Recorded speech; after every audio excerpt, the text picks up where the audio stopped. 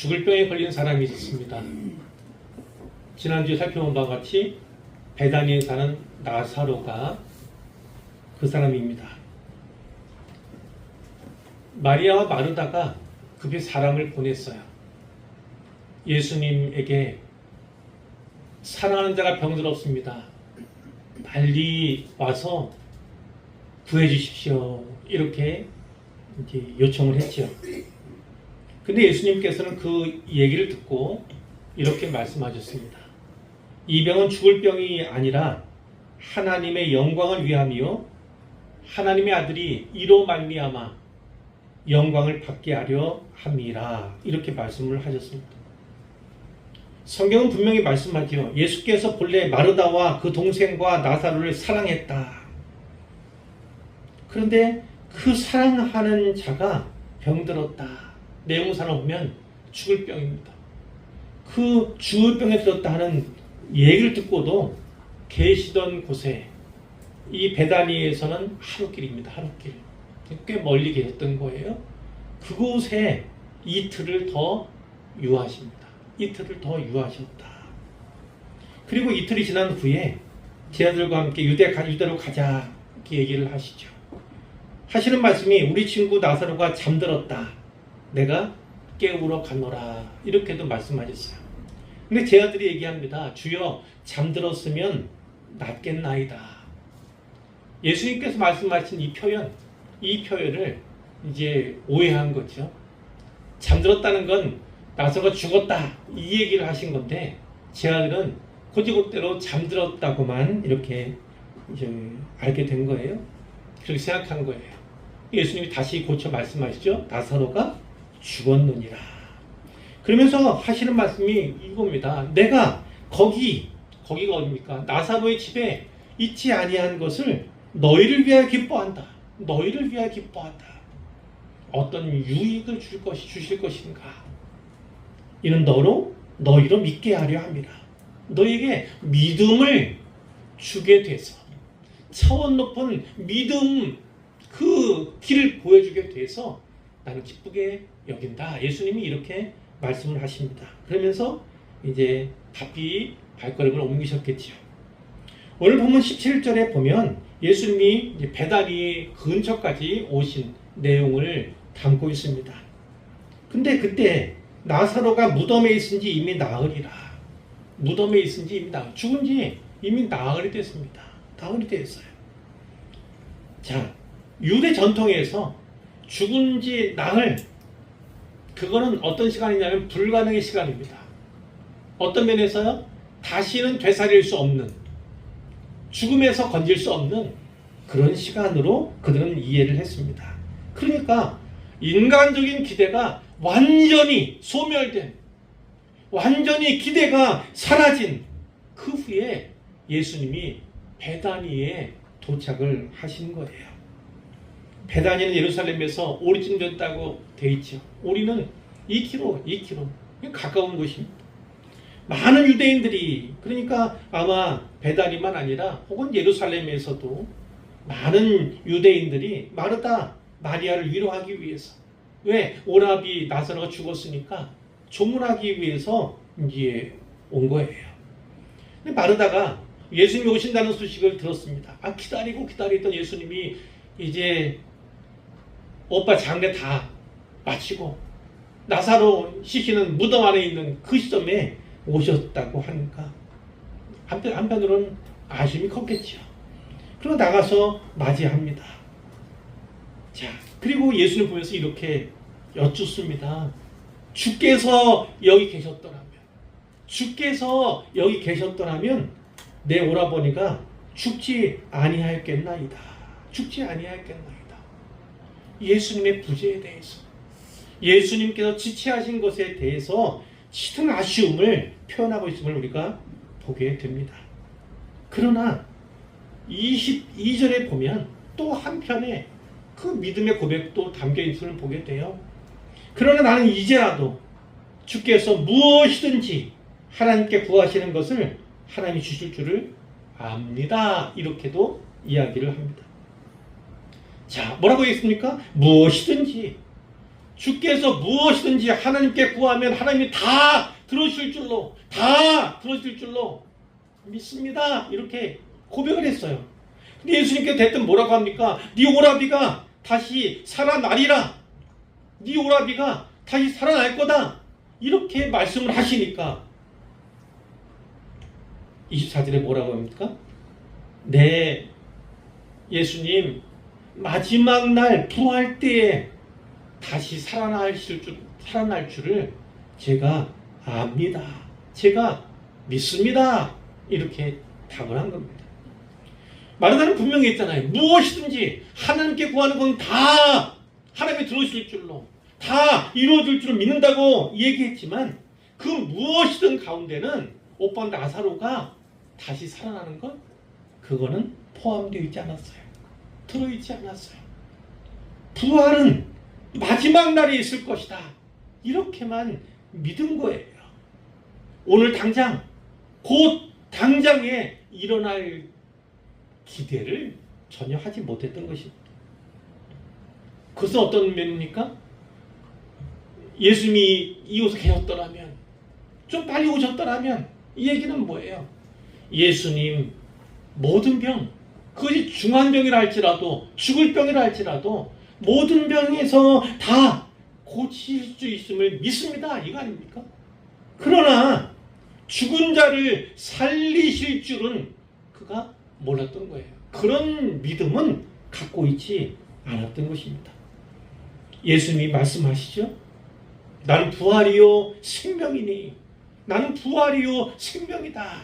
이렇게 자기계시를 하신 후에 내가 부활이고 생명이기 때문에 나를 믿는 자는 어떻게 됩니까? 죽어도 살겠고 죽어도 살 것이다.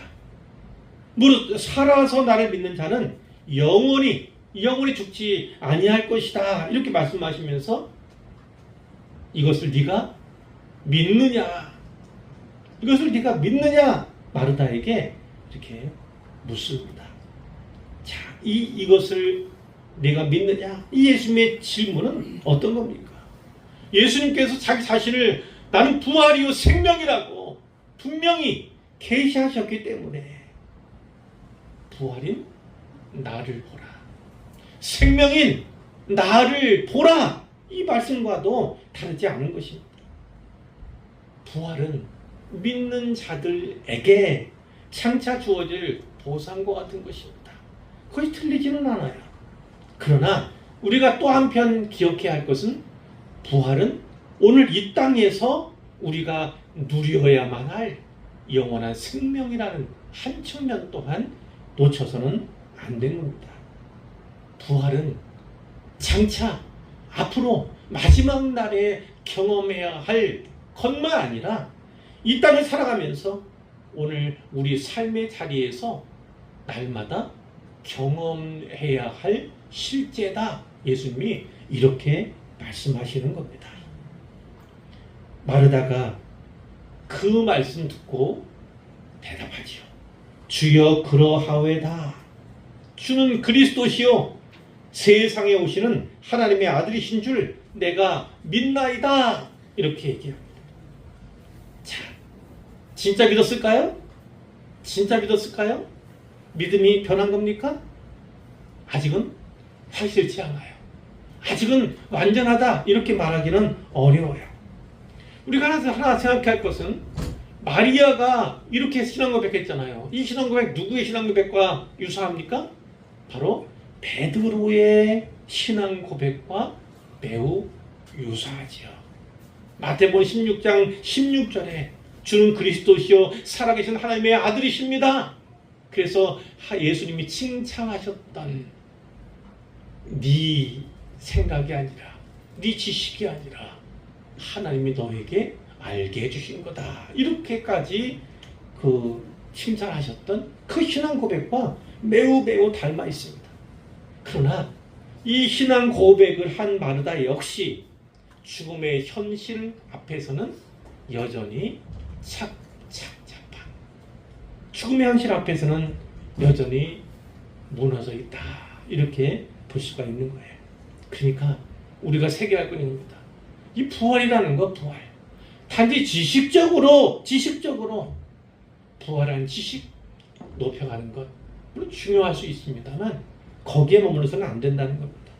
예수 안에서 부활을 경험하는 날마다 부활을 경험하는 그런 삶을 신자인 우리가 살아가야 한다. 이렇게 도전을 받을 수가 있는 거예요. 그러나 마르다의 이 신앙 고백, 일견 완벽해 보이는 신앙 고백에 사실 완전함이 있지는 않다 할지라도 그의 온갖 믿음이 다 고백되어진 거라고 할 수는 없어요. 그리고 그것이 완성된 모습이라고 보기는 어렵습니다. 그렇지만 중요한 건 예수님께서는 마르다의 이 믿음의 고백을, 신앙의 고백을 귀하게 보시는 분이라는 것입니다. 오늘 우리도 마찬가지예요. 예수님에 대한 신앙 고백, 하나님에 대한 신앙 고백을 우리는 갖고 있습니다. 물론 그 고백이 우리의 입술로 고백은 완전하게 보일지 모르지만 우리의 삶 속에서 그것이 그대로 고백되어지는가, 내 삶으로 고백되어지는가 이렇게 들춰보면 불완전함이 우리 가운데 있으면 우리는 분명히 압니다. 그러니까 중요한 건 뭐예요? 그 믿음의 고백을 그래도 하나님이 귀하게 보신다는 게 중요한 거예요. 내 믿음이 완벽하기 때문에 내가 믿음의 길을, 은혜의 길을, 생명의 길을 걸어가는 것이 아닙니다. 부족하지만 입술의 고백과 삶의 고백이 유리되어 있고 격차가 분명히 나긴 하지만 하나님의 사랑 때문에, 하나님의 은혜 때문에 우리가 생명의 길을 걸어가고 있음을 꼭 믿으시기를 바랍니다. 28절입니다. 이 말을 하고 집으로 갔습니다. 그리고 동생인 마리아를 불러냅니다. 가만히 그랬어요. 다른 사람들 듣게 하려는 의도가 없었습니다. 선생님이 오셔서 너를 부르신다. 선생님이 너를 부르신다. 그러니까 마리아가 급히 일어나서 밖으로 나갔죠. 예수님께 나갔습니다. 자, 유대인들 많이 왔다고 했어요. 그 사람들은 뭐하러 온 겁니까? 조문하러, 마르다와 마리아를 위문하러 온 거지요. 물론 어떻게 상중에 이렇게 위로하러 조문하러 온다는 건 참으로 귀한 일이 아닐 수 없어요. 그러나 예수님은 조문하려고, 위문하려고 그곳에 오신 것이 아니지요. 예수님은 왜 오셨습니까? 예수님은 왜 오셨어요? 나사로를 다시 일으키시려고, 나사로를 다시 살리시려고 온 거예요. 그러니까 온 목적이 다르다는 겁니다. 유대인들은 위문하고 조문하러 왔기 때문에 어디에 있어요? 지금은 마리아와 마르다 집에 있죠. 그런데 예수님께서는 그를 살리러 오셨습니다. 그러니까 위로하거나 어떤 위문하거나 조문하기 위해서 오시지 않았기 때문에 있어야 할 자리가 다를 수밖에 없다는 겁니다. 마리아의 집, 마르다의 집 안에서는 애곡하는 소리가 계속 있었겠지요. 그런데 예수님께서는 그곳에 계시지 않았다는 거예요. 오히려 그와 같은 무리들이 있는 곳에서 마리아를 불러내고 계심을 우리가 기억할 필요가 있습니다. 죽으면 끝이다. 이렇게 믿는 사람들 앞에서 이제 생명을 주시기 위해서 예수님이 마리아를 불러내시고 계신다는 것을 보게 됩니다. 3일절에 구현되어 있죠. 예수는 아직 마을로 들어오지 않으셨어요. 근처까지 왔지만 들어온 상태는 아니고 마르다가 맞이하던 곳에 그대로 계속 계셨다. 머물러 계셨다. 이렇게 말씀하고 있잖아요. 그런데 마리아와 함께 집에 있다가 유대인들이 그것을 가만히 얘기했음에도 불구하고 그것을 들었어요. 그리고 급히 마리아가 나가는 걸 보고 따라 나갑니다. 곡하러 가는구나, 무덤에 가는구나 이렇게 생각한 그들이 다 따라 난 것입니다. 근데 마리아가 달려간 것은 무덤이 아니었죠. 어디였습니까? 바로 예수님이 계신 그곳입니다. 예수님에게 달려간 것이죠. 자, 마리아가 예수님 계신 곳에 도착했습니다. 그리고 발 아래 엎드렸어요. 그러면서 하는 말이 똑같은 말을 합니다. 언니와 똑같은 말을 합니다. 주께서 여기 계셨더라면, 주께서 여기 계셨더라면 내 오라버니가 죽지 아니하였겠나이다. 역시 언니처럼 예수님이 계시지 않았던 것에 대해서 몹시도 아쉬워하고 있다. 아쉬워하고 있다. 그런데 마리아나 마르다 모두 바로 죽음이라고 하는 현실 앞에 굴복하고 말았다. 이런 것을 우리가 보게 되는 것이죠. 자, 33절입니다. 예수께서 그가 오는 것과, 그런 누구예요? 마리아가 울고 있는 것과, 또 마리아가 무덤 가는 줄 알고 따라왔던 그 유대인들이 함께 우는 거에 함께 우는 것을 보셨어요. 그랬을 때 어떻습니까? 심령에 피통이 오셨다. 피통이 오셨다. 이거는 깊은 슬픔, 그것을 넘는 겁니다. 어느 정도냐면 분노의 감정을 타는 단어예요. 분노하고 계신 거예요. 그 정도. 또 불쌍히 여기셨다. 이것도 매우 강한 표현입니다. 강한 표현. 극심한 괴로움을 나타내는 그런 표현입니다. 자, 그러면서 뭐라고 말씀합니까? 그를 어디 두었느냐? 그 그는 누굽니까? 나사로지요. 죽은 나사로 어디에 두었느냐? 무덤을 얘기하는 겁니다. 그랬더니 주여 와서 보옵소서. 무덤으로 예수님을 인도해 갔다 하는 겁니다. 예수님이 찾은 곳은 어디입니까? 마르다의 집이 아니었습니다. 예수님이 찾은 곳은 어디였어요? 바로 죽은 나사로가 있는 곳 무덤이었습니다. 왜 무덤을 찾습니까? 나사로 살리러 오셨으니까 무덤을 찾는 거죠. 위로하거나 조문할 필요가 전혀 없습니다. 왜? 그분이 살리고자 하시면 살릴 수 있으니까. 살리고자 오신 거니까 그리로 가는 거죠. 죽음이라고 하면 무엇입니까? 깜깜함. 어둠 가운데 가장 큰 어둠, 그러면 죽음, 이렇게 우리는 얘기할 수 있잖아요. 그런데 바로 그 죽음, 깜깜함, 그 어둠의 곳에 비치신 예수님이 가고자 하시는 거예요. 가고자 하십니다. 그를 어디 두었느냐? 그를 어디 두었느냐?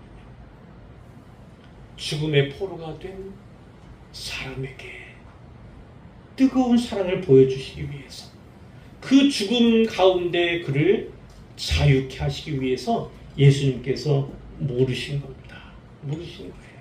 그럴 때 와서 보옵소서, 이렇게 얘기를 하잖아요. 오늘 우리도 마찬가지입니다. 오늘도 마찬가지예요. 예수님께서 그를 어디 두었느냐? 죽음의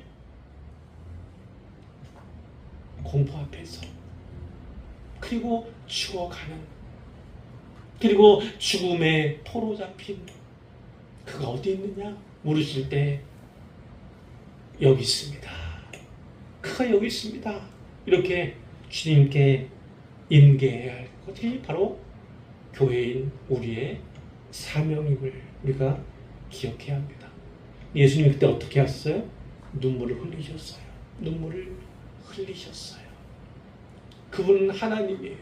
하나님이 눈물을 흘리셨다. 히브리서 4장 15절에 이런 말씀이 있지 않습니까? 우리의 연약함을 통정하지 못하실 이가 아니시다. 그분은 우리의 연약함을 통정하는 분이시다.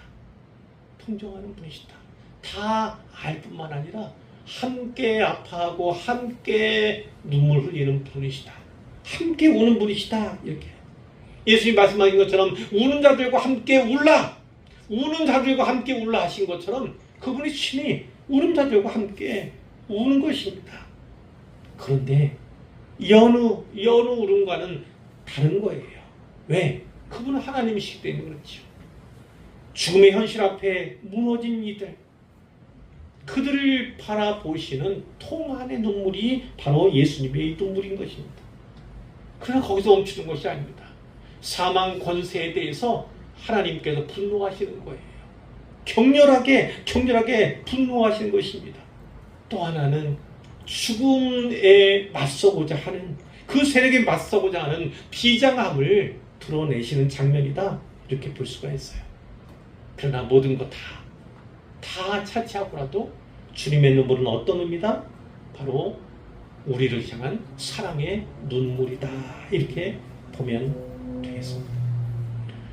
유대인들이 말합니다. 보라, 그를 얼마나 사랑하셨는가.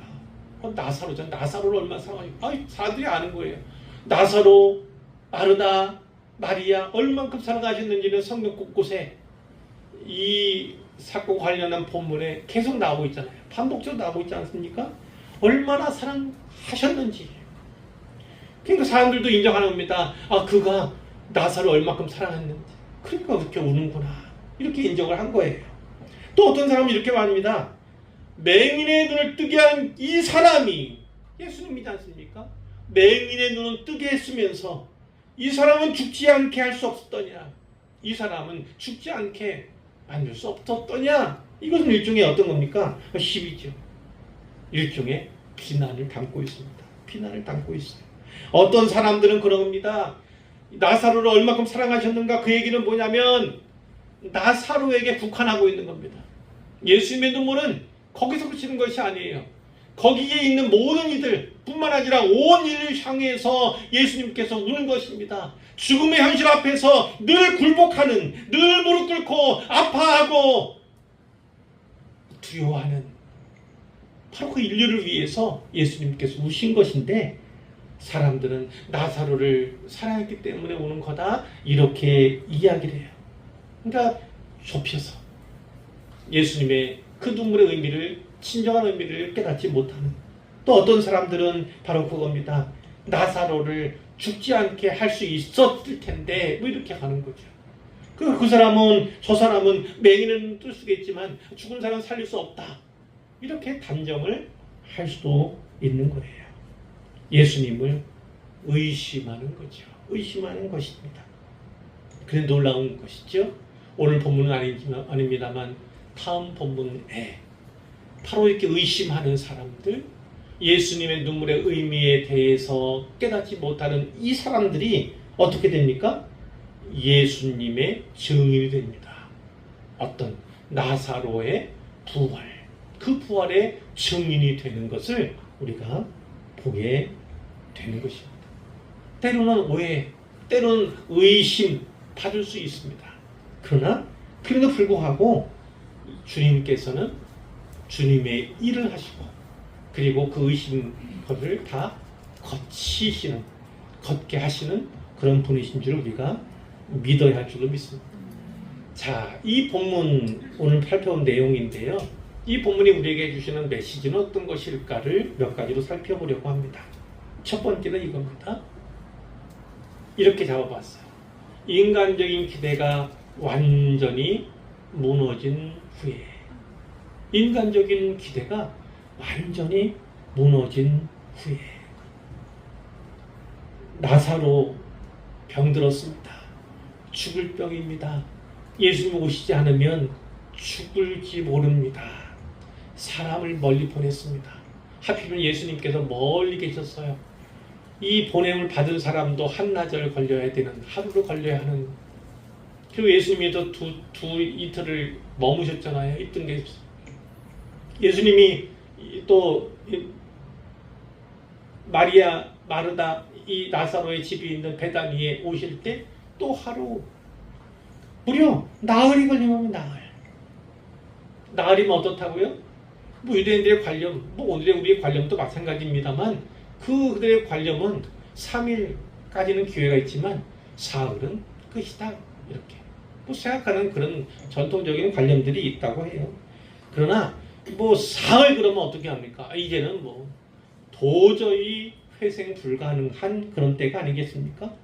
죽음의 현실을 뒤바꿀 수 없는 바로 그때. 그러니까 기대가 완전히 사라진, 이것이 바로 나흘의 함입니다. 나흘이라고 하는 그 날짜의 함입니다.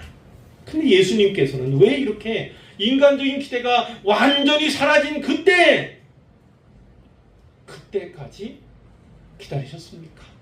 또 지난 본문에 말씀했지만 예수님께서는 하나님의 때를 기다리신 겁니다. 자, 그런데 우리도 이해할 수 있어요. 왜요? 완전한 죽음만이 부활의 능력을 전적으로 증명할 수 있기 때문이에요. 완전히 죽었어야지, 많은 사람들이 다 그것에 대해 동의했어야지, 그럴 때 다시 살리면, 그럴 때 다시 살아나면 그것을 부활로 인정할 테니까. 바로 전적인 부활의 능력을 증명하기 위해서 예수님께서는 기다리셨던 겁니다. 사랑하지 않으셨기 때문이 아니라, 사랑하는 자에게 모질게 하시기 위해서가 아니라 바로 완전한 죽음을 통해서 부활을 증명해내고 하나님의 영광을 드러내야 하기 때문에 그 시간을 기다리는 거예요. 죽음으로 절망하는 세상에 부활의 소망을 확실하게 보여주고 확실하게 심어주기 위해서 그렇게 하셨음을 우리가 알게 되는 거죠. 이와 같습니다. 세상은 늘 우리에게 절망을 통해서 혹은 절망적인 현실 앞에서 낙심하고 낭망하도록 합니다. 포기하고 주저앉게 만듭니다. 그러나 예수님께서는 그렇게 말씀하지 않으시죠. 나는 부활이요 생명이다. 나는 부활이요 생명이다. 그리고 나를 믿는 자는 죽어도 산다. 살아서 나를 믿는 자는 영원히 죽지 아니한다. 그건 무슨 얘기입니까? 죽음에 대해서 완전한 승리를 예수님이 약속하신 겁니다. 믿음이 이기는 겁니다.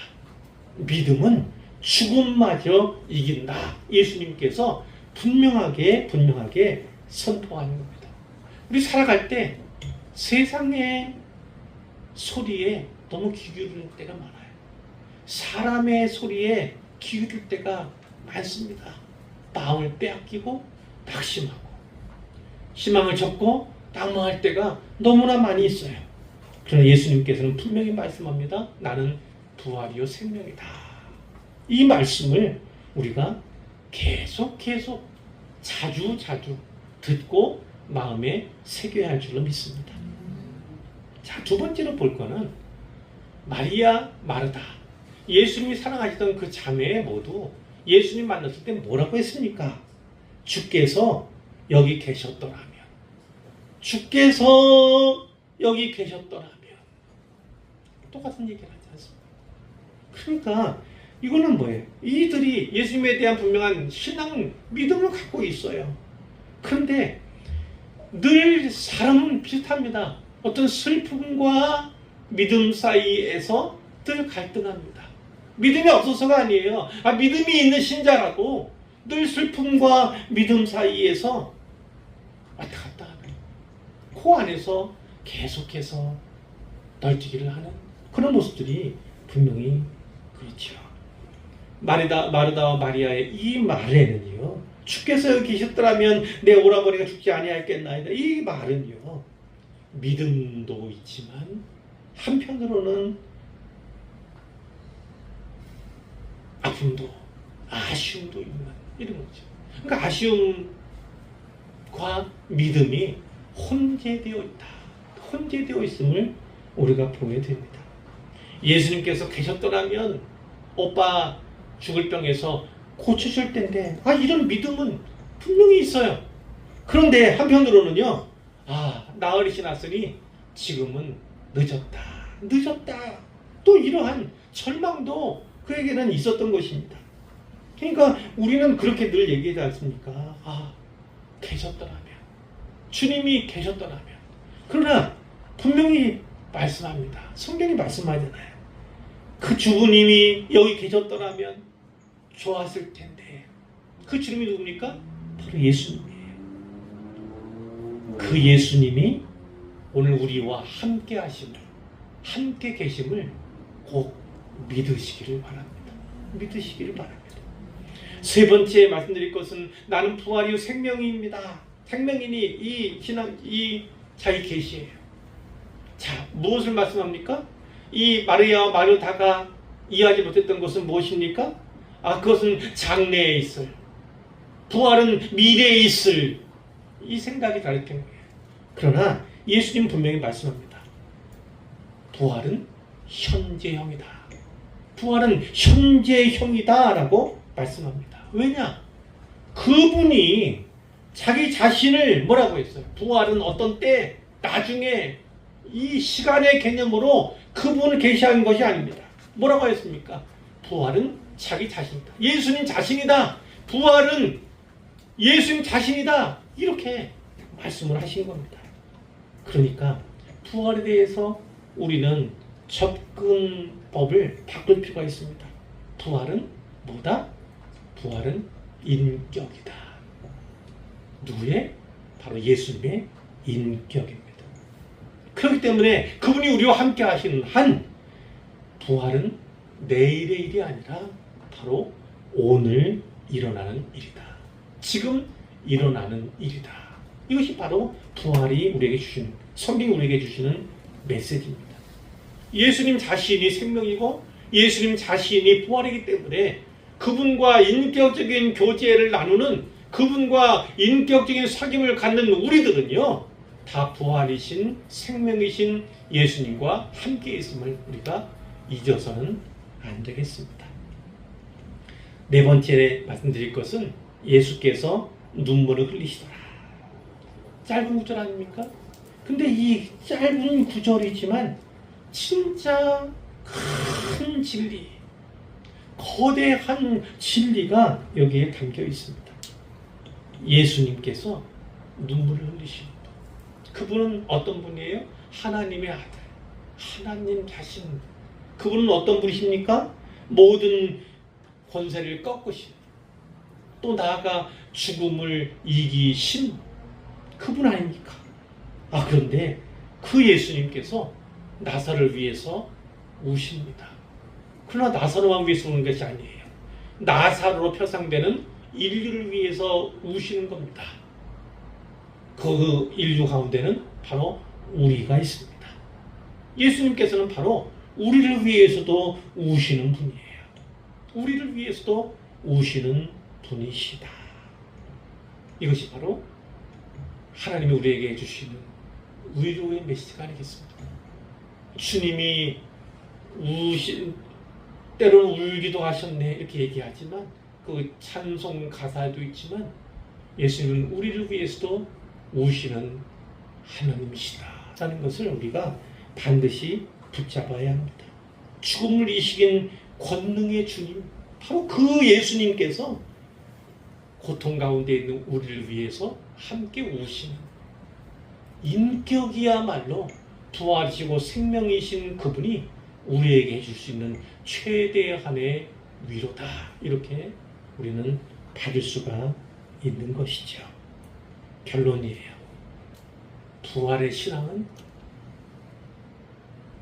지금 여기에서 시작된다.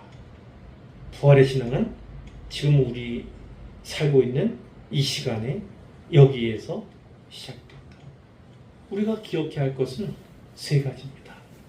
첫 번째, 예수님은 늦지 않으십니다. 예수는 늦지 않으십니다. 그분은 지금도 생명을 주시는 분이십니다. 두 번째, 예수님은 우리를 위해서 우시는 분입니다. 눈물로 우리의 아픔 속에 들어오시는 분이 바로 우리 주님이십니다. 세 번째, 예수님은 내 과거를 치료하시는 분입니다. 미래를 열어가시는 분입니다. 지금 이 순간에도 부활과 생명이신 그분이 우리와 나와 함께 계십니다. 이 사실을 꼭 붙잡으시는 모두가 되기를 간절히 소망합니다.